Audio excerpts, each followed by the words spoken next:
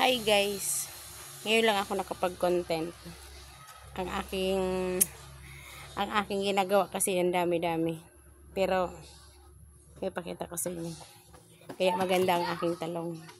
Tingnan yung aking talong guys.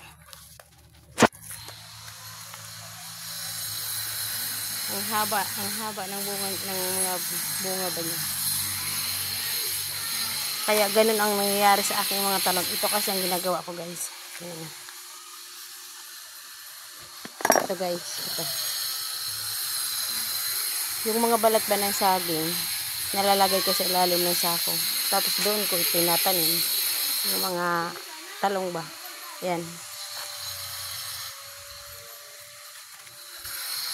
Marami na din akong nalagyan. Marami na din akong napagtaniman. Pero ang sa ilalim nila ay saging, balat ba ng saging. Yan siya guys. Yung mga ginamitan ko ba ng ginamitan ko ng turon. Yun. Ito siya guys. Meron pa ako ilalagay. Ilalagay ko siya dito sa sako. Dito. Ilalagay ko siya dito sa sako sa ilalim.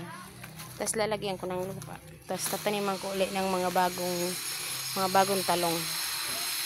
Yun lang guys. Thank you for watching. Bye bye.